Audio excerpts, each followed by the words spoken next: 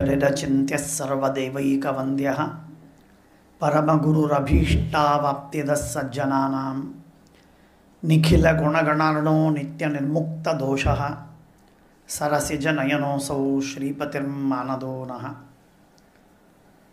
धर्मविज्ञानवैराग्यपरमैश्वर्यशालिनः आनन्दतीर्थभगवत्पादान् वन्दे निरन्तरम्।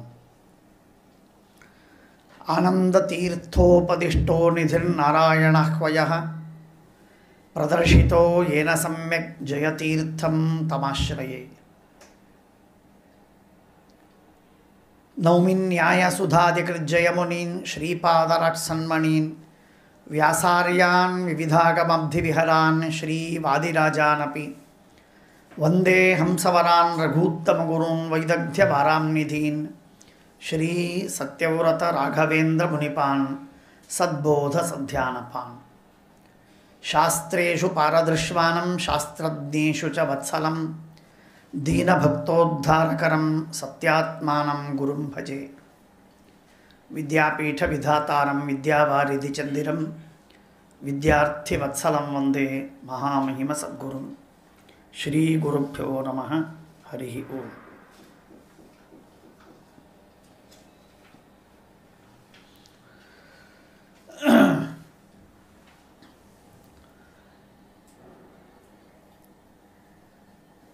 ಶ್ರೀಮದ್ ಜಯತೀರ್ಥರ ಪವಿತ್ರವಾದ ಆರಾಧನೆಯ ಈ ಪ್ರಸಂಗದಲ್ಲಿ ಟೀಕಾಕೃತ್ಪಾದರ ಕುರಿತಾಗಿ ಒಂದು 4 ಮಾತುಗಳನ್ನು ತದಂತರ್ಯಾಮಿಯಾದ ಭಾರತೀರಮಣ ಮುಖ್ಯ ಪ್ರಾಣಾಂತರ್ಗತ ಲಕ್ಷ್ಮೀನಾರಾಯಣರ ಪ್ರೀತ್ಯರ್ಥವಾಗಿ ಹೇಳುವ ಪ್ರಯತ್ನವನ್ನು ಮಾಡ್ತೇವೆ. ಶ್ರೀಮದ್ ಟೀಕಾಕೃತ್ಪಾದರು ಎಂದರೆ ತತ್ವಜ್ಞಾನದ ಕ್ಷೇತ್ರದಲ್ಲಿ ಅದ್ಭುತವಾಗಿರುವಂತಹ ಸೂರ್ಯನಂತೆ ಪ್ರಕಾಶಮಾನ.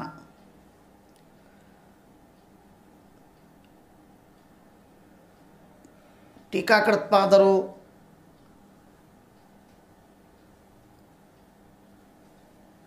ಅವರ ವ್ಯಕ್ತಿತ್ವ ಎಂಥದ್ದು ಅಂತನ್ನುವುದನ್ನು ತಿಳಿದುಕೊಳ್ಳುವುದು ಒಂದು ಭಾಗ,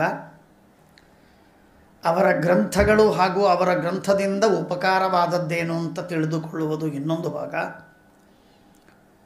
ಅವರ ಚರಿತ್ರೆ ಯಾವ ರೀತಿಯಾಗಿತ್ತು ಅನ್ನುವುದನ್ನು ಅರ್ಥ ಮಾಡಿಕೊಳ್ಳುವುದು ಮೂರನೆಯ ಅಂಶ. ಚರಿತ್ರೆ ಬಹಳ ಜನರಿಗೆ ಗೊತ್ತಿದೆ.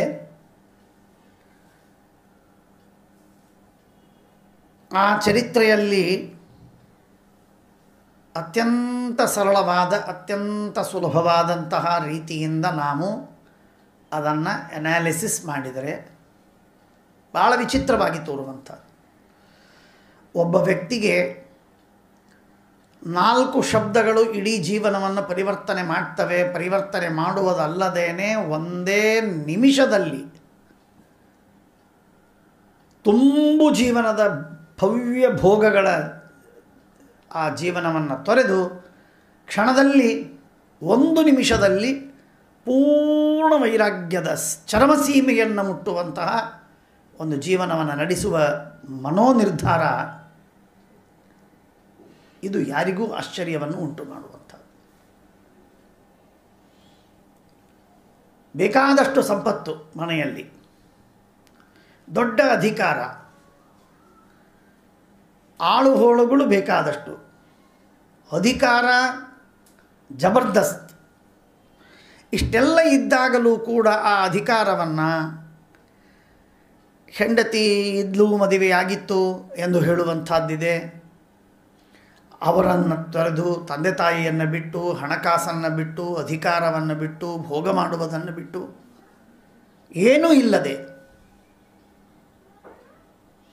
ಏನೂ ಇಲ್ಲದೆ ಎಲ್ಲವನ್ನು ಪರಿತ್ಯಾಗ ಮಾಡಿ ಬಂದು ಕ್ಷಣದಲ್ಲಿ ಚುಟಿಕೆ ಹಾಕೋದರೊಳಗೆ ಆ ವ್ಯಕ್ತಿ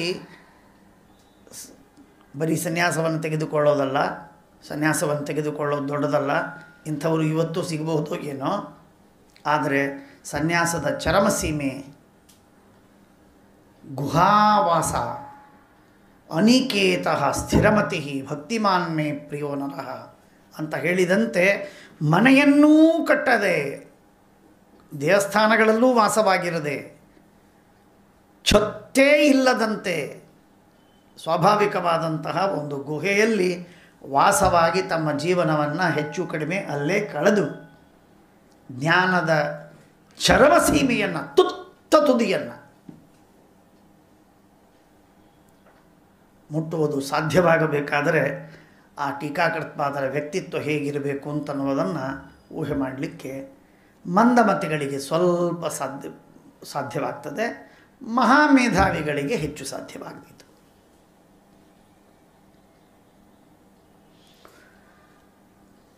ಆ ವೈರಾಗ್ಯದ ಜೀವನ ಎಂಥದ್ದು ಅಂತನ್ನುವುದನ್ನು ನಾವು ಕೇಳ್ತೇವೆ. ಯಾವ ನಾಳ ಅದು ವಾಸ ಶಿಷ್ಯಾತ್ ಅನ್ನೋ ಶಿಷ್ಯರು ಹೋಗಿ ಮನೆಗೆ ಹೋಗಿ ಭಿಕ್ಷೆಯನ್ನು ಬೇಡಿ ತಂದದ್ದೇನಿತ್ತೋ ಅಂಥದ್ರೊಳಗೆ ಯಾವ ನಾಳದೊಳಗೆ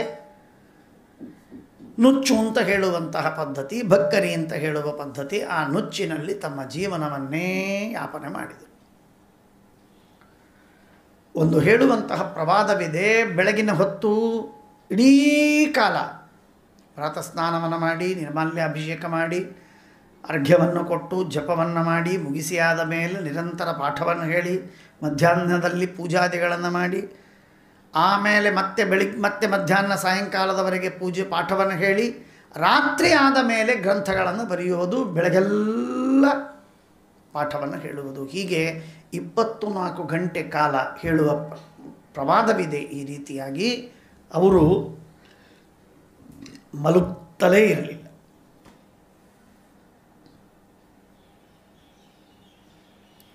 ಇಪ್ಪತ್ತು ವರ್ಷದ ಹರೆಯವರೆಗೆ ಯಾವ ವ್ಯಕ್ತಿಗೆ ರಾಮಶಬ್ದ ಬರ್ತಿರಲಿಲ್ಲ, ಸಂಧ್ಯಾಧಿಕಂ ವೇತ್ತೀಯ, ಕೇವಲ ತನ್ನ ಬ್ರಾಹ್ಮಣ್ಯವನ್ನು ಉಳಿಸಿಕೊಳ್ಳುವುದಕ್ಕೆ ಅಗತ್ಯವಾಗಿರುವ ಸಂಧ್ಯಾವಂದನ, ದೇವರ ಪೂಜೆ, ಬ್ರಹ್ಮಯಜ್ಞ, ವೈಶ್ವದೇವ ಬಲಿಹರಣಾದಿಗಳು, ನಿತ್ಯ ಕರ್ಮಗಳು, ತರ್ಪಣಾದಿಗಳು, ಯಾವ ಕರ್ಮಗಳನ್ನು ಮಾಡದಿದ್ದರೆ ಪಾತಿಥ್ಯ ಬರುತ್ತೋ ಅಷ್ಟನ್ನು ಆ ಕಾಲದಲ್ಲಿ ಎಲ್ಲ ಬ್ರಾಹ್ಮಣರು ಪರಿಪಾಲನೆ ಮಾಡುತ್ತಿದ್ದರು. ಅಷ್ಟನ್ನು ಅವರು ತಮ್ಮ ತಂದೆಯಿಂದ ಬಳುವಳಿಯಾಗಿ ಪಡೆದು ಕಲಿತು ಅಷ್ಟನ್ನು ಆಚರಣೆ ಮಾಡ್ತಿದ್ದರು.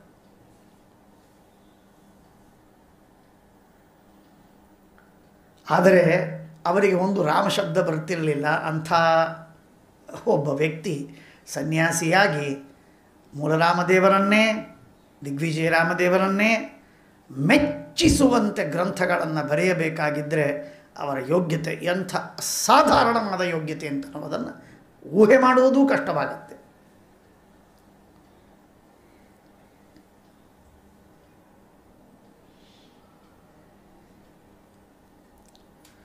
ವ್ಯಕ್ತಿಗೆ 60 ವರ್ಷ, 80 ವರ್ಷ, 90 ವರ್ಷ, 100 ವರ್ಷಗಳ ಕಾಲ ಜೀವಿತಾವಧಿ ಅಂತನ್ನೋದಿರುವಾಗ ಏನಾದರೂ ಮಾಡಬಹುದೋ ಏನೋ, ಅದು ಅಸಾಧ್ಯ. ನಾನು ಸಾಧ್ಯವಾಗಿದೆ ಅಂತನ್ನೋ ಅರ್ಥದಲ್ಲಿ ಹೇಳ್ತಾ ಇಲ್ಲ, ಸಮಯವಾದರೂ ಸಿಗತ್ತಲ್ಲ ಅಂತ ನಾವು ಊಹೆ ಮಾಡಬಹುದು. ಆದರೆ ಟೀಕಾಕೃತ್ಪಾದರಿಗೆ ಸಿಕ್ಕದ್ದು ಅಜ್ಞಾನಾವಸ್ಥೆಯಿಂದ ಜ್ಞಾನಾವಸ್ಥೆಗೆ ಬರುವಾಗ ಜ್ಞಾನಾವಸ್ಥೆಯ ಕಾಲವೇನಿದೆ, ಅಜ್ಞಾನಾವಸ್ಥೆಯ ಕಾಲ 20 ವರ್ಷಗಳ ಕಾಲ, ಜ್ಞಾನಾವಸ್ಥೆಯ ಕಾಲ ಮುಂದೊಂದು 20 ವರ್ಷ.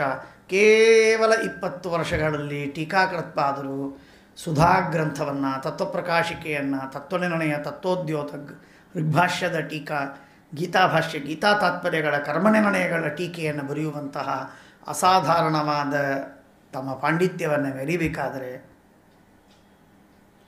ಬರೀ ಬುದ್ಧಿ ಇದ್ದರೆ ಸಾಲದು. ಒಂದು ಕಡೆಗೆ ಬುದ್ಧಿ ಅಂತೂ ಬೇಕು, ಅಸಾಧಾರಣ ಬುದ್ಧಿವಂತಿಕೆ ಬೇಕು. ಯಾವ ಒಂದೊಂದು ಟೀಕಾಕೃತ್ಪಾದರ ಸುಧಾದಿ ಗ್ರಂಥಗಳ ವ್ಯಾಖ್ಯಾನವನ್ನು, ವಾಕ್ಯಗಳಿಗೆ ಸಮರ್ಥನೆಯನ್ನು ಮಾಡುವುದಕ್ಕೆ ವ್ಯಾಸರಾಜರಂತಹ ಮಹಾನುಭಾವರು ತಮ್ಮ ಅಸಾಧಾರಣವಾದ ಬುದ್ಧಿ ವೈಭವವನ್ನು ಅಲ್ಲಿ ಸಮರ್ಪಣೆ ಮಾಡ್ತಾರೆ. ಟೀಕಾಕೃತ್ಪಾದರ ವಾಕ್ಯವನ್ನು ಸಮರ್ಥನೆ ಮಾಡ್ತಾರೆ. ವ್ಯಾಸರಾಜರಂತಹ ಮಹಾನುಭಾವರು ಹೀಗಿರುವಾಗ ಆ ಟೀಕಾಕೃತ್ಪಾದರು ಆ ಒಂದು ವಾಕ್ಯವನ್ನು ಬರೆಯುವುದಕ್ಕೆ ಬುದ್ಧಿ ಸಾಕ.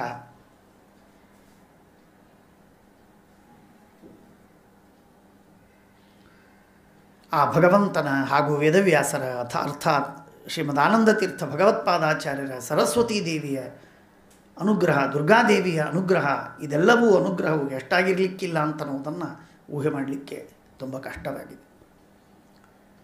ಇಷ್ಟೆಲ್ಲ ಸಾಧನಗಳನ್ನು ಪಡೆದಂತಹ ಮಹಾನುಭಾವರು ಟೀಕಾಕೃತ್ಪಾದರು ಗ್ರಂಥವನ್ನು ಬರೆದರೆ ಒಂದು ಕಡೆಗಾದರೆ ನಾನಾ ವಿಧವಾದಂತಹ ವೇದವಾಕ್ಯಗಳು, ನಾನಾ ವಿಧವಾದಂತಹ ಮಹಾಭಾರತದ ಪ್ರಸಂಗಗಳು, ನಾನಾ ವಿಧವಾದಂತಹ ಪುರಾಣಗಳು.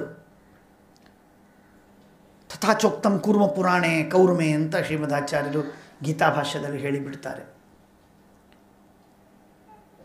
ಗೀತಾಭಾಷ್ಯದಲ್ಲಿ ಸೀತೆಯ ವಿಷಯದಲ್ಲಿ ತಥಾಚೋಕ್ತಂ ಕೂರ್ಮ ಪುರಾಣೆ ಅಂತ ಹೇಳಿದರೆ ಆ ಕೂರ್ಮ ಪುರಾಣದಲ್ಲಿ ಎಲ್ಲಿ ಹೇಳಿದೆ ಅಂತನ್ನುವುದಾಗಿ ತೆಗೆದು ಆ ಶ್ಲೋಕವನ್ನು ಉದಾಹರಿಸ್ತಾರೆ. ಆ ಶ್ಲೋಕ ಇವತ್ತೂ ನಮಗೆ ಉಪಲಬ್ಧವಾಗ್ತದೆ. ಹಾಗಾದರೆ ಆ ಕೂರ್ಮ ಪುರಾಣವನ್ನು ಓದದೇ ಇದ್ದರೆ ಇದು ಸಾಧ್ಯವ?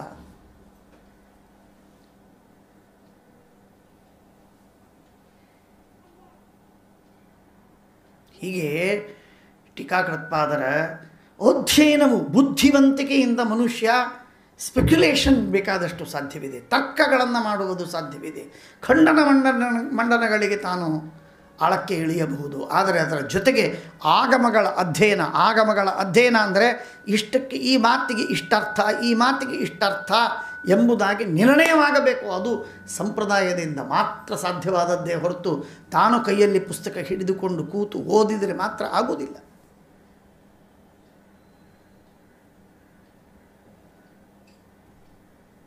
ಇದು ಟೀಕಾಕೃತ್ಪಾದರ ಸುಧಾ, ತತ್ವಪ್ರಕಾಶಕ, ಗೀತಾಭಾಷ್ಯ, ಗೀತಾ ತಾತ್ಪರ್ಯ ಇವುಗಳಲ್ಲಿ ನಾವು ವಿಪುಲವಾಗಿ ಕಾಣ್ತೇವೆ.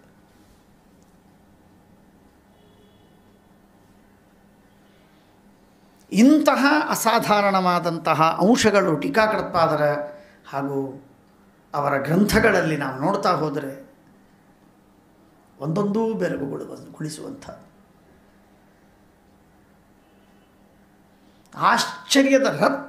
ಆಶ್ಚರ್ಯದ ರತ್ನಾಕರ. ಒಂದು ಆಶ್ಚರ್ಯ, ದೇಶಪಾಂಡೆಯವರ ಮನೆಯಲ್ಲಿ, ಪಂಡಿತರ ಮನೆಯಲ್ಲ, ಪಂಡಿತರ ಮನೆಯಲ್ಲಿ ಅಂತಂದರೆ ತಪ್ಪಿಯಾದರೂ ಕಿವಿಗೆ ನಾನಾ ವಿಧವಾದಂತಹ ವೇದಾಂತದ ವಾಕ್ಯಾರ್ಥಗಳು, ತರ್ಕಶಾಸ್ತ್ರದ ವಾಕ್ಯಾರ್ಥಗಳು, ವ್ಯಾಕರಣ, ಮೀಮಾಂಸಾ ಇತ್ಯಾದಿಗಳ ಚರ್ಚೆಗಳು, ವಾಕ್ಯಗಳು, ವಿಮರ್ಶೆಗಳು ಅವೆಲ್ಲ ತಪ್ಪಿಯಾದರೂ ಕಿವಿಗೆ ಬೀಳ್ತಾ ಇರ್ತದೆ.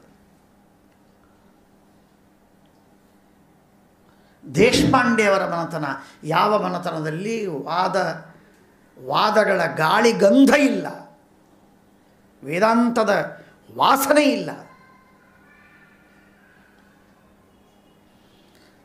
ತರ್ಕ, ವ್ಯಾಕರಣ, ಪ್ರಾಭಾಕರ ಭಟ್ಟ, ಕುಮಾರಲ ಭಟ್ಟ ಅಥವಾ ಅದ್ವೈತ ಮೀಮಾಂಸಕಾದಿ ಶಾಸ್ತ್ರಗಳ ವಾಸನೆ ಇಲ್ಲ. ಅಂಥ ಮನೆತನದಲ್ಲಿ ಜನ್ಮ. 20 ವರ್ಷಗಳವರೆಗೆ ಏನೇನೂ ಶಾಸ್ತ್ರೀಯವಾದ ಶಿಕ್ಷಣವಿಲ್ಲದಂತಹ, ಗುರುಗಳಿಂದ ಕಲಿಯದಂತಹ ವೇದವನ್ನೋ, ಶಾಸ್ತ್ರಗಳನ್ನೋ, ಸಂಸ್ಕೃತ ಸಾಹಿತ್ಯವನ್ನೋ, ವ್ಯಾಕರಣವನ್ನೋ ಏನನ್ನೂ ಓದದಂತಹ ಒಂದು ಅವಸ್ಥೆ.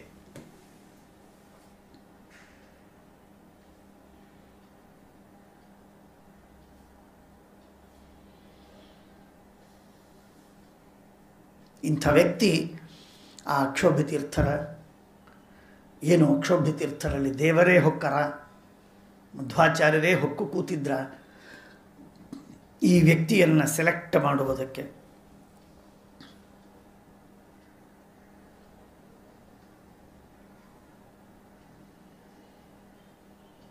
ಕಿಂಪಶಪೂರ್ವದೇಹೆ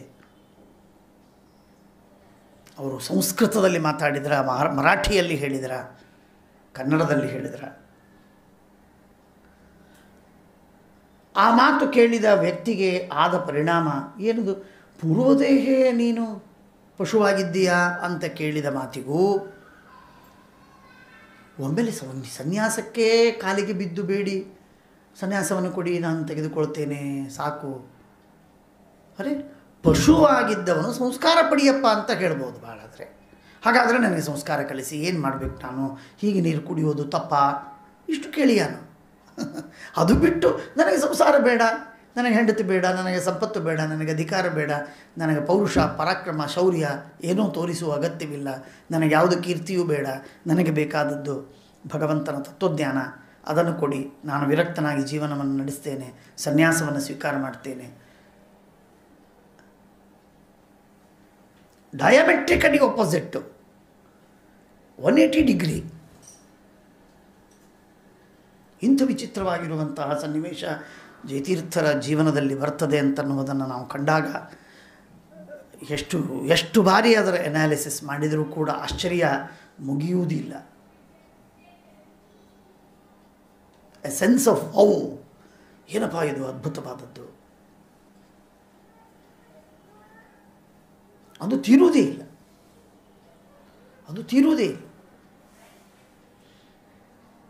ಇಷ್ಟಾಗಿ ವೈರಾಗ್ಯದ ಜೀವನ ಅಂತಂದರೆ ತಿನಿಸಿನಲ್ಲಿ ವೈರಾಗ್ಯ, ಸಂಪತ್ತಿನಲ್ಲಿ ವೈರಾಗ್ಯ, ಜೀವನದಲ್ಲಿ ವೈರಾಗ್ಯ, ಅರ್ಥಾತ್ ಎಲ್ಲಿ ವಾಸವಾಗಿರಬೇಕು ಅಲ್ಲಿ ವೈರಾಗ್ಯ, ಎಲ್ಲ ಕಡೆಗೂ ಕೂಡ ತಮ್ಮ ವೈರಾಗ್ಯವನ್ನು ಪೂರ್ಣವಾಗಿ ಪ್ರಕಟ ಮಾಡಿದಂಥ ಮಹಾನುಭಾವರು. ತಮ್ಮ ಸಂಪತ್ತನ್ನು ದಾನವಾಗಿ ಕೊಡಲಿಕ್ಕೂ ಹೋಗಲಿಲ್ಲ. ನಂದಲ್ಲೇ ಅಲ್ಲ ಅದು, ಆ ಸಂಪತ್ತನ್ನು ದಾನವಾಗಿ ಕೊಡಲಿಕ್ಕೂ ಹೋಗಲಿಲ್ಲ ಅವರು.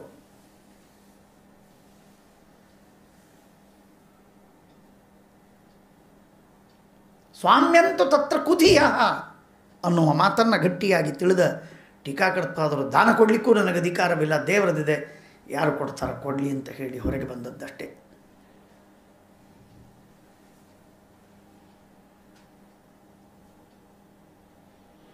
ಟೀಕಾಕೃತ್ಪಾದರ ಇನ್ನೊಂದು ವಿಚಿತ್ರವಾದಂತಹ ಗ್ರಂಥದ ವೈಶಿಷ್ಟ್ಯ,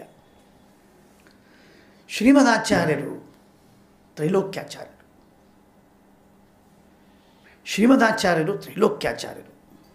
ನಾವು ಸರಿಯಾಗಿ ಅರ್ಥ ಮಾಡಿಕೊಳ್ಳಬೇಕು. ತ್ರೈಲೋಕ್ಯಾಚಾರ್ಯರು ಎಂದ ಮೇಲೆ 14 ಲೋಕದ, 3 ಲೋಕದ, ಮೇಲಿನ ಕೆಳಗಿನ ಮೇಲೆ ಮಧ್ಯದ ಎಲ್ಲ ಲೋಕಗಳಿಗೆ ಗುರುಗಳಾಗಿರತಕ್ಕಂತಹ ವಿಶ್ವಗುರುವಾಗಿರುವ ಶ್ರೀಮದಾಚಾರ್ಯರು. ಹಾಗಾಗಿ ಅವರು ಬರೆಯುವ ಗ್ರಂಥಗಳೇನಿದೆಯಲ್ಲ ಆ ಗ್ರಂಥಗಳೆಲ್ಲವೂ ಕೂಡ 14 ಲೋಕದ ಸಕಲ ಜೀವರಾಶಿಗಳಿಗೆ ದೇವತೆಗಳೊಂದಿಗೆ ಆರಂಭ ಮಾಡಿ, ಶೇಷಾದಿಗಳನ್ನು ಆರಂಭ ಮಾಡಿ, ಅವರೆಲ್ಲರ ಮನಸ್ಸಿಗೆ ತೃಪ್ತಿಯಾಗುವಂತಹ ಗ್ರಂಥವನ್ನು ಬರೆಯಬೇಕಾದ ಅವಶ್ಯಕತೆ ಇತ್ತು ಶ್ರೀಮದಾಚಾರ್ಯರಿಗೆ ಎನ್ನುವ ಕಾರಣಕ್ಕಾಗಿ ಅವರೆಲ್ಲರನ್ನ ಮನಸ್ಸಿನಲ್ಲಿಟ್ಟುಕೊಂಡು ಆಚಾರ್ಯರು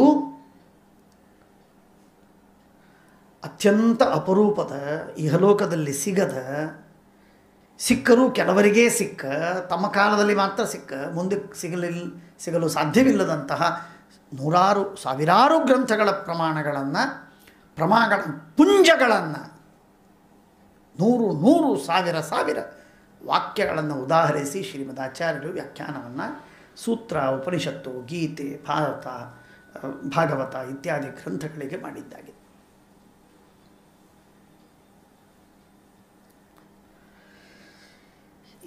ಆಡಿಯನ್ಸ್ ಹೇಗಿರುತ್ತೆ ಆ ರೀತಿಯಾಗಿ ಉಪನ್ಯಾಸವಾಗತ್ತೆ. ರೀಡರ್ಸ್ ಯಾರು ಅಂತನ್ನುವುದನ್ನು ನೋಡಿಕೊಂಡು ಗ್ರಂಥವನ್ನು ಬರೀತಾರೆ. ಉದ್ದೇಶ ಏನು ಅಂತನ್ನುವುದನ್ನು ನೋಡಿಕೊಂಡು ವಾದವನ್ನು ಹಾಕ್ತಾರೆ. ನಾಸ್ತಿಕರು ಎದರಲ್ಲಿ ಕೂತಿದ್ದಾರಾ, ಆಸ್ತಿಕರು ಕೂತಿದ್ದಾರಾ ಅಂತನ್ನುವುದನ್ನು ನೋಡಿಕೊಂಡು ಹೇಳುವಂಥದ್ದು ರೂಢಿ ಕ್ರಮ. ಶ್ರೀಮದಾಚಾರ್ಯರ ಗ್ರಂಥಗಳ ಬೆಲೆಯನ್ನು ಕಟ್ಟಲಿಕ್ಕೆ ಯಾರಿಗಾಗೋದಿಲ್ಲ. ಯಾವ ಈ ಗ್ರಂಥಗಳು, ಶ್ರೀಮದ್ ಬ್ರಹ್ಮಸೂತ್ರ ಭಾಷ್ಯ, ಅನುವ್ಯಾಖ್ಯಾನಾದಿ ಗ್ರಂಥಗಳು ನಮ್ಮಂಥ ಸಾಮಾನ್ಯರು ಕೈಯಲ್ಲಿ ಹಿಡಿದು ಏನೋ ಜನ್ಮಾಂತರದ ಪುಣ್ಯ, ಏನೋ ಅಲ್ಪ ಸ್ವಲ್ಪ ಓದುವ ಸೌಭಾಗ್ಯ ನಮಗೆ ಸಿಕ್ಕಿದೆಯಲ್ಲ, ಇದೇ ಗ್ರಂಥಗಳನ್ನು ಮರೆಯಬಾರದು ನಾವು. ಇದೇ ಗ್ರಂಥಗಳನ್ನು ಶೇಷಾದಿ ದೇವತೆಗಳು ಕೂಡ ಆನಂದ ತೀರ್ಥರಿಂದ ತಾವು ಜ್ಞಾನವನ್ನು ಬೆಳೆಸಿಕೊಳ್ಳುವುದಕ್ಕೆ ಓದ್ತಾರೆ. ಅಂದರೆ ಇದರ ವರ್ತ್ ಏನಿರಬೇಕು ಊಹೆ ಮಾಡಿ.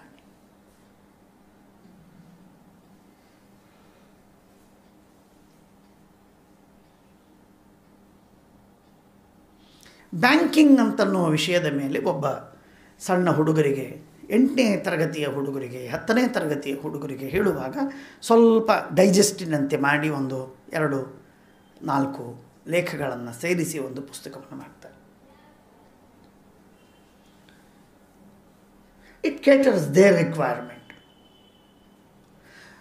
ಇಂಟರ್ಗೆ ಬಂದಾಗ ಅಥವಾ ಗ್ರ್ಯಾಜುಯೇಷನ್ ಆಗುವಾಗ ಸ್ವಲ್ಪ ಅದರಲ್ಲಿ ಹೆಚ್ಚಿನ ವಿಚಾರಗಳನ್ನೆಲ್ಲವನ್ನು ಸೇರಿಸಿಕೊಂಡು ಹೇಳ್ತಾನೆ. ಬ್ಯಾಂಕಿಂಗ್ ಅಂದರೆ ಏನು? ಆ ಬ್ಯಾಂಕಿಂಗಿನಲ್ಲೇನೆ ಪಳಗಿದಂತಹ ವ್ಯಕ್ತಿ 16, 20, 30, 50, 60 ವರ್ಷಗಳವರೆಗೆ ಅದರಲ್ಲೇ ಪಳಗಿದ ವ್ಯಕ್ತಿ ಬರಿಬೇಕಾಗಿದ್ದರೆ ಅವನು ಅಂಥವರಿಗೆ ಹೇಳುವಂತಹ ಸಂದರ್ಭದಲ್ಲಿ ಸೀನಿಯರ್ ಮೋಸ್ಟ್ ಆದಂತಹ ಕಾರ್ಪೊರೇಟ್ ಬಾಡಿಯಲ್ಲಿರ್ತಕ್ಕ ಜನರಿಗೆ ಉಪದೇಶವನ್ನು ಮಾಡುವಾಗ ಬ್ಯಾಂಕಿಂಗಿನ ಬಗ್ಗೆ ಹೇಳಬೇಕಾದ್ರೆ ಏನು ಹೇಳ್ತಾನೆ ಅದು ಬೇರೆಯೇ ಇರುತ್ತೆ.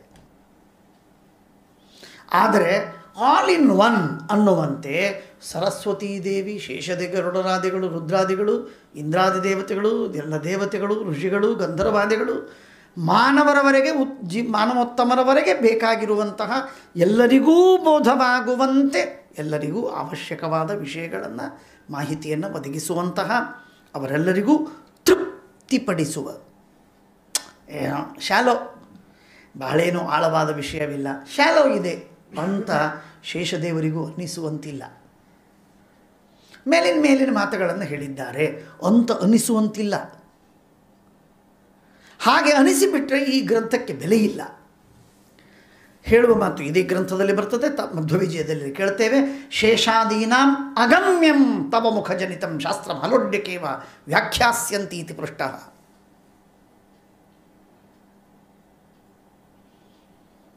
ಶೇಷಾದಿ ದೇವತೆಗಳು ಕೂಡ ಈ ಗ್ರಂಥವನ್ನು ಅಧ್ಯಯನ ಮಾಡಬೇಕಾದರೆ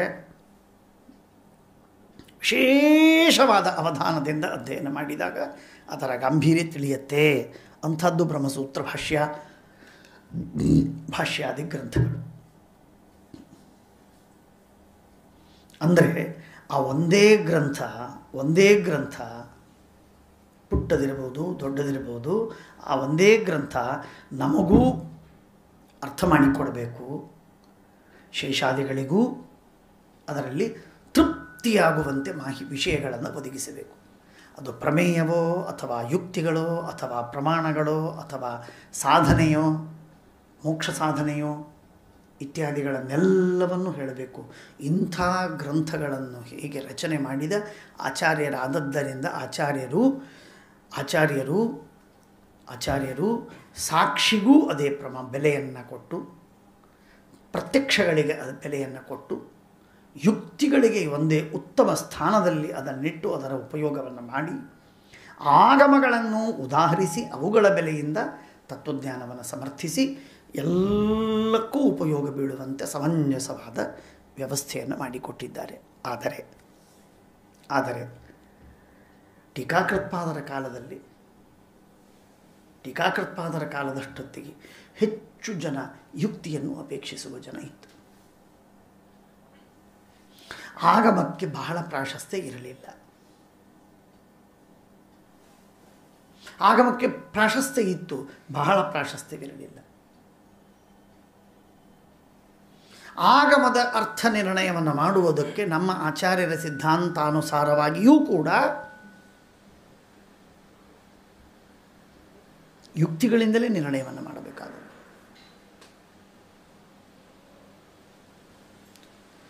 ಆಗಮಕ್ಕೆ ಅರ್ಥವನ್ನು ಹೇಳುವುದಕ್ಕೆ ಯುಕ್ತಿ ಅತ್ಯಂತ ಅನಿವಾರ್ಯವಾಗಿತ್ತು. ಇದು ವೇದವ್ಯಾಸರ ಸಿದ್ಧಾಂತವಾಯಿತು. ಆದ್ದರಿಂದ ಆಗಮದ ಅರ್ಥವನ್ನು ನಿರ್ಣಯ ಮಾಡಬೇಕಾದರೆ ಆಗಮನೂ ಬೇಕು, ಅರ್ಥಾತ್ ಸಮಾಖ್ಯಾದಿ ರೂಪವಾದ ಆಗಮ ಜೊತೆಗೆ ತರ್ಕ ಎರಡನ್ನೂ ಸೇರಿಸಿಕೊಂಡೇನೆ ತರ್ಕಾಗಮಾಭ್ಯಾಂ ನಿರ್ಣೀತಿಂ ಯಕ್ಕರೋತಿ ಅನ್ನುವುದಾಗಿ ಶ್ರೀಮದಾಚಾರ್ಯರು ಹೇಳುವಂತಹ ಪ್ರಸಂಗ.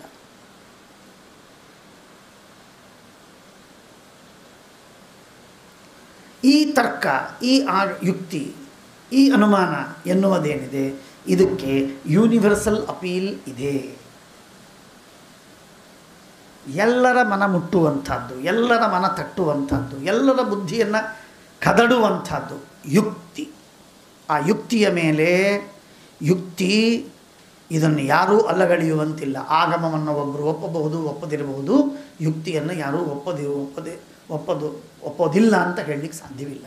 ಅಂಥದ್ದು ಯುಕ್ತಿ. ಅಂಥ ಯುಕ್ತಿಗಳನ್ನು ಆಚಾರ್ಯರು ಓತಪ್ರೋತವಾಗಿ ಹೇಳಿದ್ದಾರೆ. ಆಗಮಗಳ ಜೊತೆಗೆ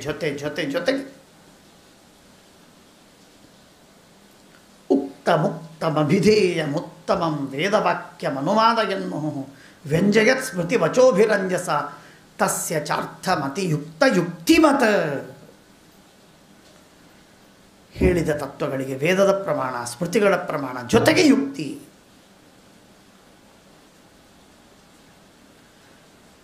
ಹಾಗಾಗಿ ಯೂನಿವರ್ಸಲ್ ಅಪೀಲ್ ಆಗಿರುವಂತಹ ಯಾವ ಯುಕ್ತಿಗಳು ಆ ಯುಕ್ತಿಗಳಿಗೆ ಪ್ರಾಶಸ್ತ್ಯವನ್ನು ಕೊಟ್ಟು ಅವುಗಳಿಗೆ ವಿಶೇಷವಾದಂತಹ ಮಹತ್ವವಿದೆ ಜಗತ್ತಿನಲ್ಲಿ. ಆದ್ದರಿಂದ ಯುಕ್ತಿಯನ್ನು ನೆಚ್ಚುವವರಿಗೆ, ಮೆಚ್ಚುವವರಿಗೆ, ಪ್ರೀತಿಸುವವರಿಗೆ ಯುಕ್ತಿಯಿಂದಲೇ ಆಚಾರ್ಯರ ಸಿದ್ಧಾಂತವನ್ನು ಹೆಚ್ಚು ಭಾಗ ಸಾಧನೆ ಮಾಡಲು ಸಾಧ್ಯವಿದೆ ಅಂತ ವ್ಯವಸ್ಥೆ ಮಾಡುವುದಕ್ಕಾಗಿ ಟೀಕಾಕೃತ್ಪಾದರು ತಮ್ಮ ವಾಂಗ್ಮಯದಲ್ಲಿ ಯುಕ್ತಿಪ್ರೌಢವಾದ, ಯುಕ್ತಿ ಪ್ರಮುಖವಾದ ಗ್ರಂಥಗಳನ್ನೇ ಬರೆದರು.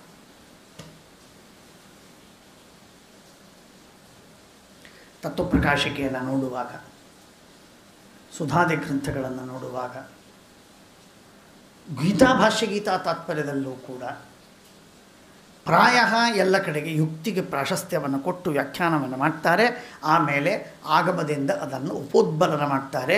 ಆ ಯುಕ್ತಿ ಇದು ಆಗಮ ಸಿದ್ಧವಾದದ್ದು, ಆಗಮಾನುಕೂಲವಾದದ್ದು, ಶುಷ್ಕತಕ್ಕವಲ್ಲ ಅಂತ ತೋರಿಸಿಕೊಡುವುದಕ್ಕಾಗಿ ಆಗಮವನ್ನು ಹೇಳ್ತಾರೆ. ಅಲ್ಲಲ್ಲಿ ಬೇರೆ ಬೇರೆ ಸಾವಿರಾರು ಸಂದರ್ಭದಲ್ಲಿ ಆಗಮವನ್ನು ಹೇಳ್ತಾರೆ. ಕೆಲವೊಮ್ಮೆ ಆಗಮ ಇಲ್ಲದಿದ್ದಾಗ, ಕೆಲವು ವಿಷಯದಲ್ಲಿ ಆಗಮ ಮೌನ ವಹಿಸಿದ ಸಂದರ್ಭದಲ್ಲಿ ಟೀಕಾಚಾರ್ಯರು ಯುಕ್ತಿಗಳನ್ನು ಅತ್ಯಂತ ಪ್ರಚಂಡವಾಗಿ, ಅಕಾಟ್ಯವಾಗಿ ಸಮರ್ಥನೆ ಮಾಡಿದ್ದು ಉಂಟು.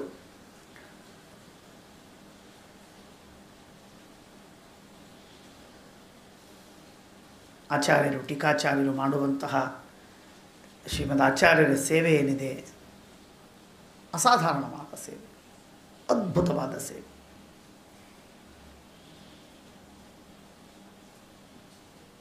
ಶ್ರೀಮದಾಚಾರ್ಯರ ನಡಿಗೆ ನಿಮಗೆ ಗೊತ್ತು. ಹಿರೇಬದರಿ,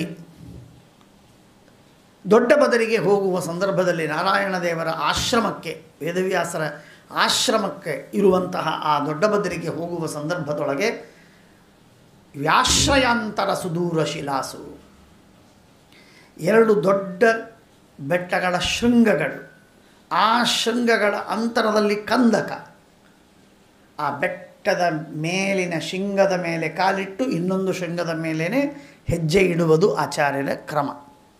ಹೇಗೆ ಆಚಾರ್ಯನ ನಡಿಗೆಯೋ, ಪಾದದ ಗತಿ ಹೇಗೋ ಹಾಗೆ ಪದದ ಗತಿಯೂ ಹಾಗೆ ಆಚಾರ್ಯರು.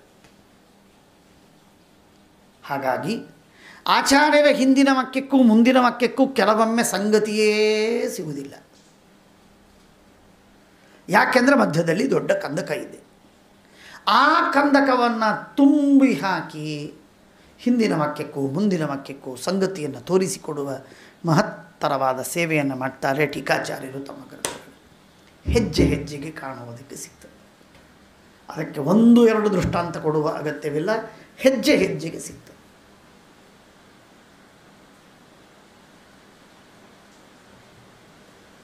ಶ್ರೀಮದಾಚಾರ್ಯರ ಸಿದ್ಧಾಂತವನ್ನು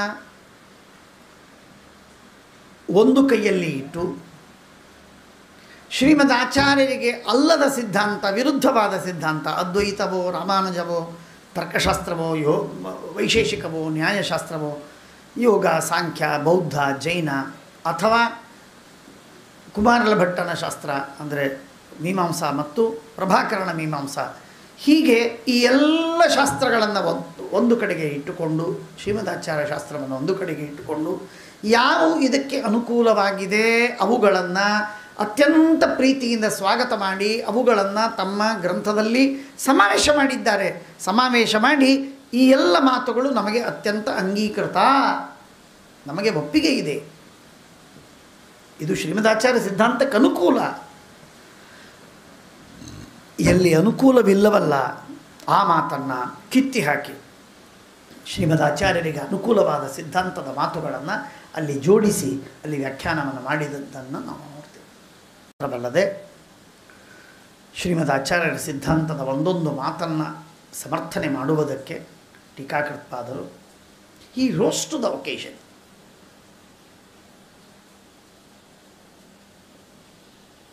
ಕೇವಲ ನಂಬಿಕೆಗೆ ಶ್ರೀಮದಾಚಾರ್ಯರ ಗ್ರಂಥಗಳನ್ನು ಬಿಟ್ಟುಕೊಡಲಿಲ್ಲ. ಅದು ಖಂಡನ ಖಂಡ ಖಾದ್ಯ ಶ್ರೀಹರ್ಷನ ಗ್ರಂಥವಾಗಿರಬಹುದು, ಅಥವಾ ಪಂಚಪಾದಿಕ ಪದ್ಮಪಾದ ಯತಿಗಳ ಪಂಚಪಾದಿಕ ಇರಬಹುದು, ಅಥವಾ ವಿವರಣವಿರಬಹುದು, ಭಾಮತಿ ಇರಬಹುದು, ಕಲ್ಪತರು ಇರಬಹುದು, ಇಲ್ಲವೇ ಇನ್ನನೇಕ ಗ್ರಂಥಗಳು, ನ್ಯಾಯಭಾಷ್ಯವೋ, ನ್ಯಾಯವಾರ್ತಿಕವೋ, ನ್ಯಾಯ ತಾತ್ಪರ್ಯ ಟೀಕಾ ಅಥವಾ ಪರಿಶುದ್ಧಿ ಉದಯನಾಚಾರ್ಯರ ಪರಿಶುದ್ಧಿ, ಭಾಮತೀಕಾರರ ಅರ್ಥಾತ್ ವಾಚಸ್ಪತಿ ಮಿಶ್ರರ ನ್ಯಾಯವಾರ್ತಿಕ ತಾತ್ಪರ್ಯ ಟೀಕಾ, ತತ್ವವೈಶಾರದಿ, ಯೋಗಸೂತ್ರದ ವ್ಯಾಸಭಾಷ್ಯದ ವ್ಯಾಖ್ಯಾನವಾದ ತತ್ವವಿಶಾರದಿ, ಸಾಂಖ್ಯತತ್ವ ಕೌಮುದಿ ವಾಚಸ್ಪತಿ ಮಿಶ್ರಣದು,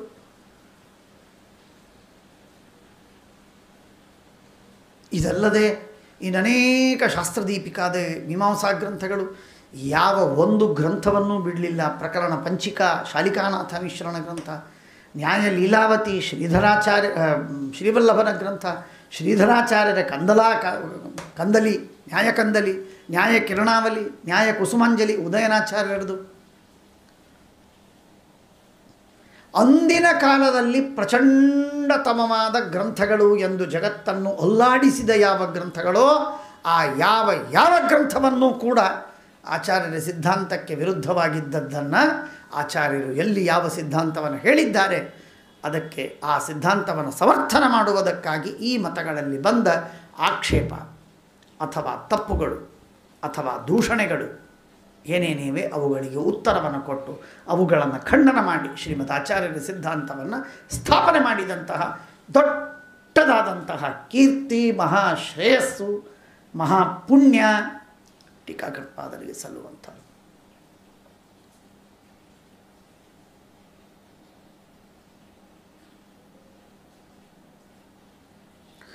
ಶ್ರೀಮದ್ ಆಚಾರ್ಯರಿಲ್ಲದ ಟೀಕಾಕೃತ್ಪಾದರಿಗೆ ಅಸ್ತಿತ್ವ ಇಲ್ಲ.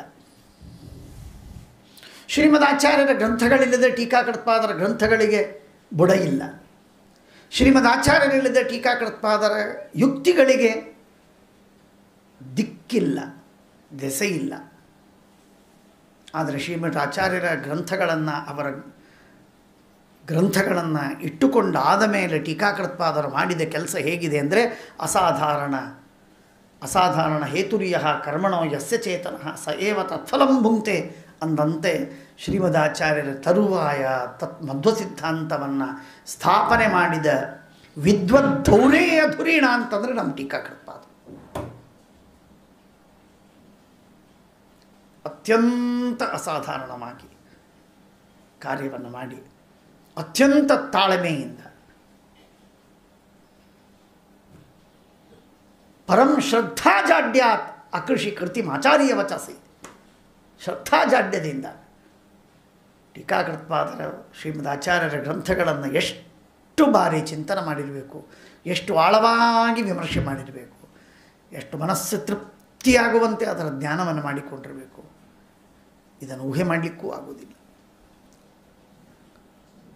ಇಂಥ ಅದ್ಭುತವಾಗಿರುವಂತಹ ಒಂದು ವಾಂಗ್ಮಯವನ್ನು ನಮಗೆ ಕೊಡ್ತಾರೆ. ಟೀಕಾಕೃತ್ಪಾದರ ಇನ್ನೊಂದು ವೈಶಿಷ್ಟ್ಯ ಅಂದರೆ ಹೇಗೆ ಪ್ರಮಾಣಶಾಸ್ತ್ರಗಳಲ್ಲಿ ಶ್ರೀಮದ್ ಟೀಕಾಕೃತ್ಪಾದರಿಗೆ ಅನಿತರ ಸಾಧಾರಣವಾದ ಪ್ರೌಢಿಮೆಯನ್ನು ಕಾಣ್ತೇವೆ, ಅದೇ ರೀತಿಯಾಗಿ ಪ್ರಮೇಯಗಳಲ್ಲೂ ಗೀತಾಭಾಷ್ಯವಾಗಲಿ, ಗೀತಾ ತಾತ್ಪರ್ಯವಾಗಲಿ, ಋಗ್ಭಾಷ್ಯದ ವ್ಯಾಖ್ಯಾನವಾಗಲಿ, ತತ್ವಪ್ರಕಾಶಿಕಾದಿಗಳಲ್ಲಾಗಲಿ ಪ್ರಮೇಯವನ್ನು ತಿಳಿಸುವಲ್ಲೂ ಕೂಡ ಟೀಕಾಕೃತ್ಪಾದರಿಗೆ ಸರಿಸಾಟಿ ಮತ್ತೊಬ್ಬರಿಲ್ಲ.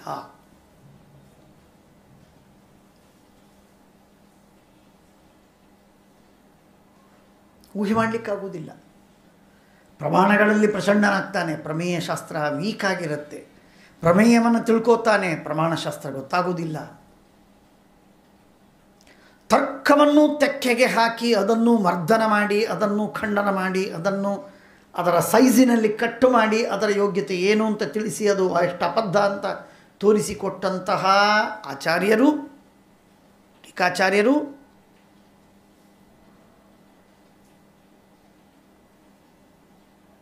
ಅದ್ವೈತ ಸಿದ್ಧಾಂತವನ್ನು ಅದೇ ರೀತಿಯಾಗಿ ಖಂಡನ ಮಾಡ್ತಾರೆ, ಪ್ರಮೇಯವನ್ನು ಅದೇ ರೀತಿಯಾಗಿ ಬರೀತಾರೆ.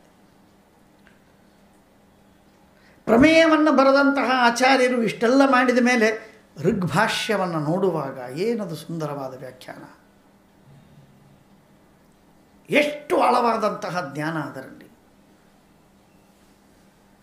ಎಷ್ಟು ಆಳವಾದ ವ್ಯಾಕರಣಶಾಸ್ತ್ರವೋ, ನಿರುಕ್ತ ಶಾಸ್ತ್ರವೋ, ಅಥವಾ ಪ್ರಾತಿಶಾಖ್ಯಾದಿಗಳೋ, ಅಥವಾ ಪದಪಾಠವೋ, ಅಥವಾ ಸಂಪ್ರದಾಯವೋ, ಆ ವೇದಗಳ ವ್ಯಾಖ್ಯಾನವನ್ನು ಮಾಡುವ ರೀತಿಯಲ್ಲಿ ನಾನಾ ವಿಧವಾದಂತಹ ಅದಕ್ಕೆ ಸಂಬಂಧಪಟ್ಟ ಹಿನ್ನೆಲೆಯಲ್ಲಿರುವ ಕಥೆಗಳು, ಅವುಗಳನ್ನೆಲ್ಲವನ್ನು ಜೋಡಿಸಿ ಪ್ರಮೇಯದ ಜೊತೆಗೆ ಹೊಂದಾಣಿಕೆ ಮಾಡಿ ಸಿದ್ಧಾಂತವನ್ನು ಸ್ಥಾಪನೆ ಮಾಡುವುದಕ್ಕೆ ತತ್ರಾಪಿ ಆಚಾರ್ಯರ ವಿಶೇಷವಾಗಿರುವಂತಹ ಕೊಡುಗೆಗಳು, ಮಾತು ಮಾತಿಗೆ, ಹೆಜ್ಜೆ ಹೆಜ್ಜೆಗೆ ಅವುಗಳನ್ನು ತೋರಿಸ್ತಕ್ಕಂತಹ ಕೆಲಸವನ್ನೂ ಟೀಕಾಚಾರ್ಯರು ಮಾಡ್ತಾರೆ.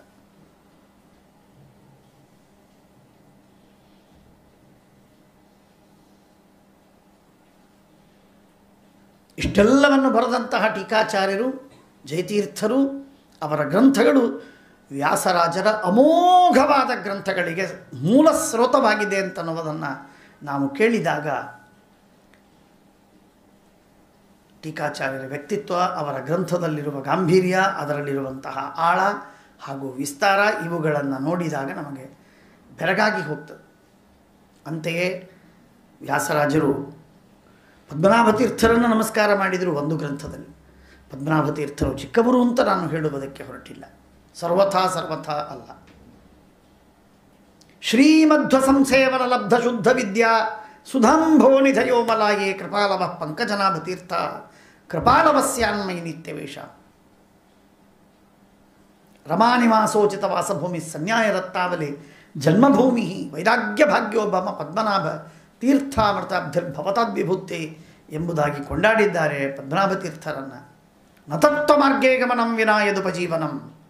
ಯಾವ ಪದ್ಮನಾಭ ತೀರ್ಥರ ಮಾರ್ಗದರ್ಶನ ಅನುಗ್ರಹ ಗ್ರಂಥಗಳು ಇಲ್ಲದೆ ಸರ್ವಥಾ ತತ್ವ ಮಾರ್ಗದಲ್ಲಿ ಪ್ರವೇಶ ಮಾಡುವುದು ಸಾಧ್ಯವಿಲ್ಲ ಎಂದಾಗಿ ವರ್ಣನೆ ಮಾಡಬೇಕಾದರೆ ಟೀಕಾಕೃತ್ಪಾದರಿಗೆ ಪದ್ಮನಾಭ ತೀರ್ಥರಲ್ಲಿ ಎಷ್ಟು ಗೌರವ ಇದೆ ಇದು ನೀವು ಗೊತ್ತಾಗುತ್ತದೆ. ಅಂದರೆ ಪದ್ಮನಾಭ ತೀರ್ಥರ ಯೋಗ್ಯತೆ ಏನು, ಅಸಾಧಾರಣ ದಿವ್ಯ ಯೋಗ್ಯತೆ.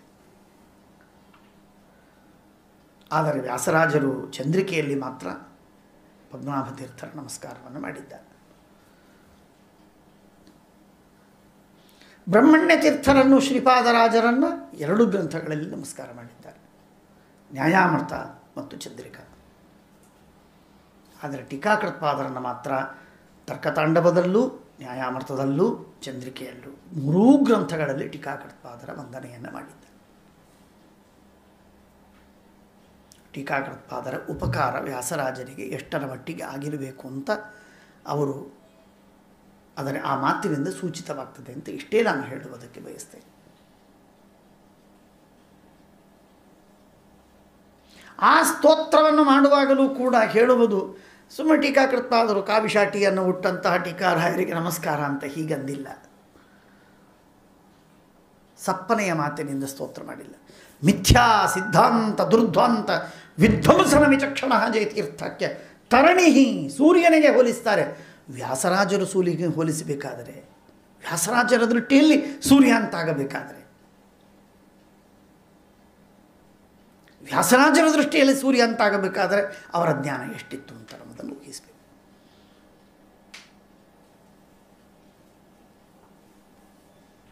ಚಿತ್ರೈ ಪದೈಶ್ಚ ಗಂಭೀರೈ ವಾಕ್ಯೈ ಅಖಂಡಿತೈ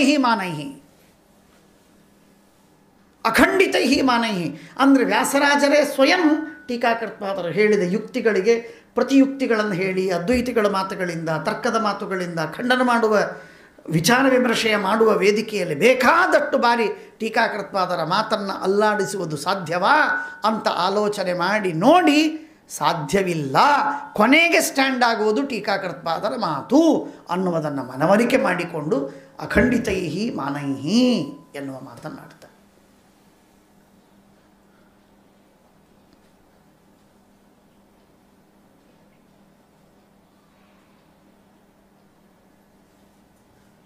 ಶ್ರೀಮದಾಚಾರ್ಯರು ನಮ್ಮೆಲ್ಲ ಮಾಧ್ವರಿಗೆ ಸರ್ವಸ್ವ. ಅದರಲ್ಲಿ ಎರಡು ಮಾತಿಲ್ಲ. ಶ್ರೀಮದಾಚಾರ್ಯರನ್ನು ಕ್ಷಣಕಾಲ ಒಂದು ಕಣ ಅವರನ್ನು ಹಿಂದೆ ಸರಿಸಿದರೆ ನಾವು ಒಂದು ಹಂತ ಸಮಸ್ಯೆ.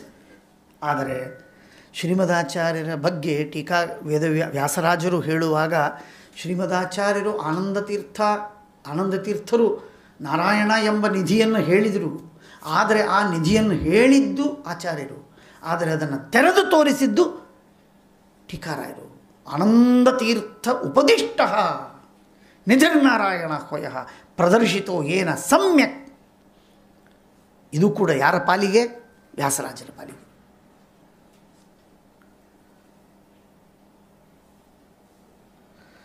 ಶ್ರೀಮದ್ ಆಚಾರ್ಯರು ಉಪದೇಶ ಮಾಡಿದ ನಾರಾಯಣ ಎಂಬ ನಿಧಿ, ಆ ಸರ್ವಮೂಲದಲ್ಲಿ ಇರುವ ನಾರಾಯಣ ನಿಧಿ, ಅದನ್ನು ತೆರೆದು ತೋರಿಸಿದ್ದು ಟೀಕಾಚಾರ್ಯರು.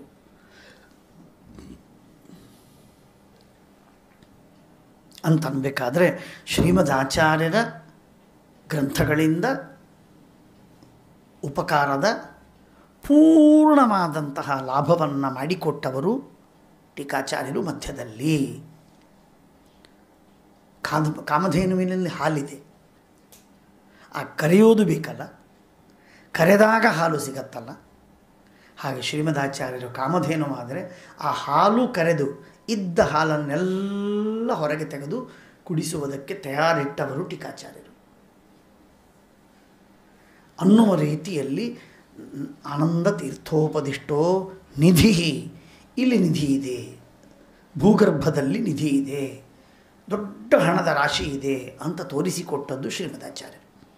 ಆ ಮಣ್ಣನ್ನು ಅಗೆದು ಅದನ್ನೆಲ್ಲ ಎಕ್ಸ್ಕವೇಟ್ ಮಾಡಿ ಅದನ್ನು ಕೆಳಗಿದ್ದ ಬಂಗಾರದ ಪಾತ್ರೆಯನ್ನು, ದೊಡ್ಡದಾದಂತಹ ನಾಣ್ಯಗಳ ಗುಂಪನ್ನು, ಆಭರಣಗಳನ್ನು ಮೇಲಕ್ಕೆ ತೆಗೆದು ತೋರಿಸಿಕೊಟ್ಟವರು ಶ್ರೀಮದಾಚಾರ್ಯ ಟೀಕಾಚಾರ್ಯರು ಎಂದಾಗಿ ಹೇಳುವುದು ವ್ಯಾಸರಾಜರು, ನಾವಲ್ಲ. ನಮ್ಮ ಪಾಲಿಗೆ ಟೀಕಾಚಾರ್ಯರ ಉಪಕಾರ ಹೆಚ್ಚಾಗಿ ಆಗಬಹುದು, ಆದರೆ ವ್ಯಾಸರಾಜರ ಪಾಲಿಗೆ ಟೀಕಾರಾಯರ ಉಪಕಾರ ಹೆಚ್ಚಿಲ್ಲ ಅಂತ ಭಾವಿಸಬೇಡಿ. ವ್ಯಾಸರಾಜರಿಗೂ ಪ್ರದರ್ಶಿತೋ ಏನ ಸಮ್ಯಕ್ ಎನ್ನುವ ಮಾತನ್ನು ಕೇಳಿದಾಗ ದಿಗಿಲಾಗತ್ತೆ. ವ್ಯಾಸರಾಜರು ಎಷ್ಟು ಪ್ರೇಮದಿಂದ, ಭಕ್ತಿಯಿಂದ, ವಿಶ್ವಾಸದಿಂದ, ನಂಬಿಕೆಯಿಂದ, ಪೂರ್ಣವಾದಂತಹ ಒಂದರ್ಥದಲ್ಲಿ ಶರಣಾಗತಿಯಿಂದ ಟೀಕಾಕೃತ್ಪಾದರ ಸ್ತೋತ್ರವನ್ನು ಮಾಡ್ತಾರೆ ಅಂತ ಅನ್ನೋದನ್ನು ಕಂಡಾಗ ಇದೇ ಮಾತು, ಎದುರಾರೈ ಗುರುವೇ ಸಮರಾರೈ.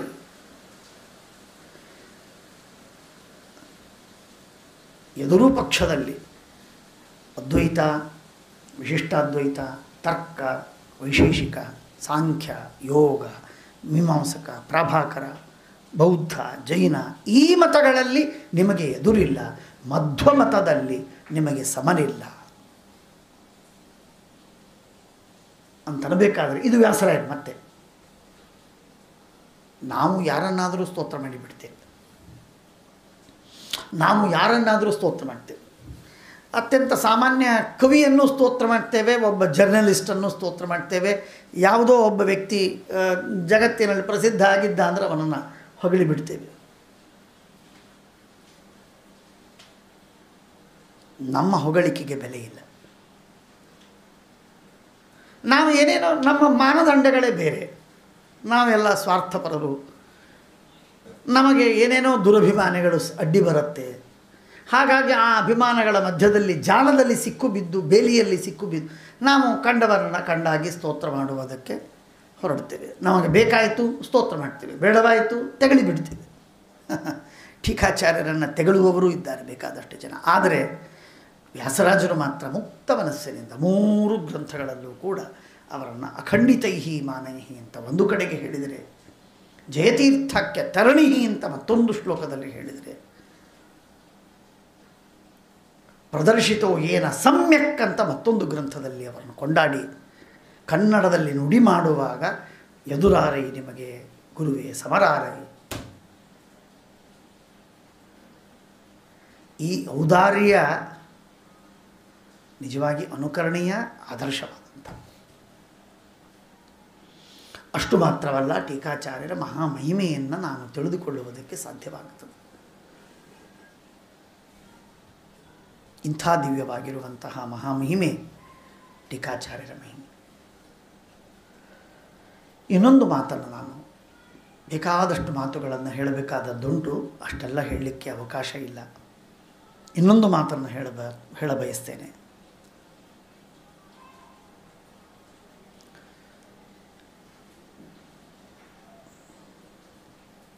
ನಾವು ಸಾಕ್ರೆಟಿಸ್ಸಿಂದ ಆರಂಭ ಮಾಡಿಕೊಂಡು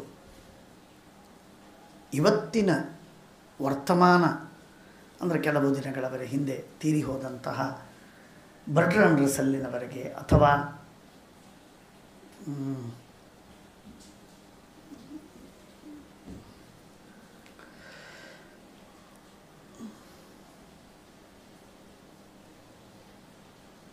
ಪಾಲ್ ಸಾರ್ಟರ್ ಅನ್ನುವಂತಹ ಎಕ್ಸಿಸ್ಟೆನ್ಷಿಯಲಿಸ್ಟ್ ಅಂತ ಯಾರನ್ನು ಕರಿತೇವೆ, ಬೀಯಿಂಗ್ ಆ್ಯಂಡ್ ನಥಿಂಗ್ನೆಸ್ ಅಂತ ಗ್ರಂಥವನ್ನು ಬರೆದಂತಹ ಅತ್ಯಂತ ನಾಸ್ತಿಕರಾಗಿರುವಂತಹ ವಾದಿಗಳೇನಿದ್ದಾರೆ, ಅಲ್ಲಿಯವರೆಗಿರುವಂತಹ ಅನೇಕ ಅನೇಕ ಅನೇಕ ಸಹಸ್ರಾರು ವಾದಿಗಳು, ಗ್ರಂಥಕಾರರು. ನಾನು ಸ್ಥಾನೀಯ ಪೋಲಾಕನ್ಯಾಯನ್ನು ನಾನು ಹೇಳ್ತಾ ಇದ್ದೇನೆ, ದೃಷ್ಟಾಂತ ಕೊಟ್ಟು ಹೇಳಬೇಕು ಅಂತ ನನಗೆ ಆಸೆ ಇತ್ತು, ಅಷ್ಟು ಸಮಯವಾಗಲಿಕ್ಕಿಲ್ಲ. ಮಹಾಗ್ರಂಥಕಾರರು ಯಾವ ಯಾವ ವಾದಗಳನ್ನು ಮಂಡಿಸಿದ್ದಾರೆ, ಆ ವಾದಗಳು ಸರಿಯಾ ತಪ್ಪ ಅಂತನ್ನುವುದನ್ನು ತಿಳಿದುಕೊಳ್ಳುವುದಕ್ಕೆ ಇವತ್ತು ಟೀಕಾಚಾರ್ಯರ ಹೇಳಿದ ಯುಕ್ತಿಗಳು ನಮಗೆ ಸಹಾಯವಾಗ್ತದೆ. ಅವರು ಹೇಳುವಂತಹ ಎಲ್ಲ ವಾದಗಳು ಕೂಡ ನೂರಾರು ಜನ ವಾದಿಗಳು, ಸ್ಪಿನೋಸಾ, ಲೀಬ್ನಿಸ್, ಡೇಕಾರ್ಟ್, ಲಾಕ್, ಜಾನ್ ಲಾಕ್, ಅಥವಾ ಕ್ಯಾಂಟ್, ಅಥವಾ ಶೋಫೆನ್ಹಾ, ಅಥವಾ ಕ್ಯಾಂಟು ಇತ್ಯಾದಿ ಏನೇನು ಪ್ರಚಂಡ ಹ್ಯೂಮ್ ಇದ್ದಾನೆ, ಹಾಬ್ಸ್ ಇದ್ದಾರೆ, ಪ್ಲೇಟೋ, ಎರಿಸ್ಟಾಟಲ್ ಪ್ರಾಚೀನರಿದ್ದಾರೆ, ಆಗಸ್ಟಿನ್, ಎಕ್ವಿನಾಸ್, ಕ್ರೈಸ್ತ ಧರ್ಮದ ತತ್ವಜ್ಞಾನಿಗಳು, ಹೀಗೆ ನೂರಾರು ಭಾರಿ ದೊಡ್ಡ ದೊಡ್ಡ ವಾದಿಗಳಿದ್ದಾರೆ. ಅವರ ಅನೇಕ ವಾದಗಳ ಸಂದರ್ಭದಲ್ಲಿ ಅನೇಕ ವಾದಗಳು, ಕೆಲವು ವಾದಗಳು ನಮಗೆ ಅಂಗೀಕೃತವಾದಂಥದ್ದು, ಕೆಲವು ವಾದಗಳು ತಪ್ಪು ಅಂತ ತೋರ್ತದೆ. ಯಾಕೆ ತಪ್ಪು ಅಂತ ವಿಚಾರ ಮಾಡುವುದಕ್ಕೆ ನಮ್ಮ ಟೀಕಾಕೃತ್ಪಾದರು ಹೇಳಿದ ಯುಕ್ತಿಗಳನ್ನು ಚೆನ್ನಾಗಿ ಮನವರಿಕೆ ಮಾಡಿಕೊಂಡಾಗ ಅವುಗಳಿಗೆ ಉತ್ತರವನ್ನು ಹೇಳುವ ರೀತಿ, ಮಾಧ್ಯಮ, ಕ್ರಮ, ಪದ್ಧತಿ ನಮಗೆ ಗೊತ್ತಾಗ್ತದೆ.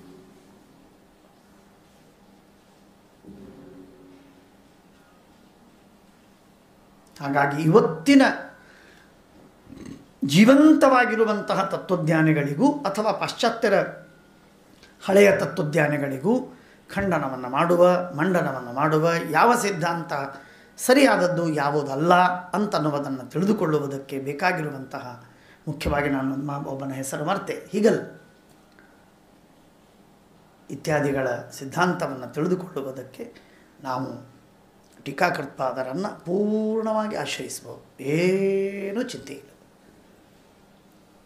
ಹಾಗಾಗಿ ಇಂಥ ಮಹಾಗ್ರಂಥಗಳನ್ನು ಬರೆದುಕೊಟ್ಟು ಶ್ರೀಮದ್ ಆಚಾರ್ಯರ ತತ್ವಜ್ಞಾನವನ್ನು ತಿಳಿದುಕೊಳ್ಳುವುದಕ್ಕೆ ಅನುಗ್ರಹವನ್ನು ಮಾಡಿದಂತಹ ಟೀಕಾಚಾರ್ಯರ ಉಪಕಾರ ಅಷ್ಟಿಷ್ಟಲ್ಲ, ಅಪಾರವಾದ ಉಪಕಾರ, ಲೆಕ್ಕವೇ ಇಲ್ಲದಷ್ಟು ಉಪಕಾರವಿದೆ. ಅಂಥ ಮಹಾನುಭಾವರ ಅನುಗ್ರಹ ನಮ್ಮ ಮೇಲಾಗಲಿ. ಅವರ ಗ್ರಂಥಗಳ ದ್ವಾರ ಶ್ರೀಮದಾಚಾರ್ಯರ ಗ್ರಂಥಗಳ ದ್ವಾರ ವೇದಾದಿಶಾಸ್ತ್ರಗಳನ್ನು ಹಾಗೂ ವೇದವ್ಯಾಸರ ಗ್ರಂಥಗಳನ್ನು ಓದುವಂತಹ, ತಿಳಿದುಕೊಳ್ಳುವ, ಜ್ಞಾನ ಮಾಡಿಕೊಳ್ಳುವ ಮಹಾಭಾಗ್ಯವನ್ನು ಅಸ್ಮಿನ್ ಜನ್ಮನಿ ಯಾವದಾಯು ಅಖಿಲಾನ್ ವಿಘ್ನಾನ್ ನಿವಾರ್ಯ ಆದಿಶೇ ಎಂಬುದಾಗಿ ಟೀಕಾಕೃತ್ಪಾದರ ಚರಣಾರವಿಂದಗಳಲ್ಲಿ ಪರಮಭಕ್ತಿ ಪುರಸ್ಸರವಾಗಿ ಅನಂತ ನಮಸ್ಕಾರಗಳೊಂದಿಗೆ ಪ್ರಾರ್ಥನೆಯನ್ನು ಮಾಡ್ತಾ ನನ್ನ 4 ಮಾತುಗಳನ್ನು ಸಮರ್ಪಿಸ್ತಾ ಇದ್ದೇನೆ. ನಾಹಂ ಕರ್ತ ಹರಿಃಕರ್ತ ತತ್ಪೂಜಾ ಕರ್ಮಚಾಖಿಲಂ ತಥಾಪಿ ಮತ್ಕೃತಾ ಪೂಜಾ ತತ್ಪ್ರಸಾದೇನ ನಾನ್ಯಥಾ ತದ್ಭಕ್ತಿ ತತ್ಫಲಂ ಮಹ್ಯಂ ತತ್ಪ್ರಸಾದ ಪುನಃ ಪುನಃ ಕರ್ಮನ್ಯಾಸೋ ಹರಾವೇವಂ ವಿಷ್ಣೋಸ್ತೃಪ್ತಿಕರಃ ಸದಾ ಅನೇನ ಭಾವಿಯತ್ ಪುಣ್ಯಂ ಅವಾಪ್ನೋತು ಗುರುರ್ಮಮ ಯಸ್ ಸರ್ವಗುಣ ಸಂಪೂರ್ಣಃ ಸರ್ವದೋಷ ವಿವರ್ಜಿತಃ ಪ್ರಿಯತಾಂ ಪ್ರೀತ ಏವಾಲಂ ವಿಷ್ಣುರ್ಮೇ ಪರಮಸ್ಸುಹೃತ್. ಶ್ರೀಕೃಷ್ಣಾರ್ಪಣಮಸ್ತು.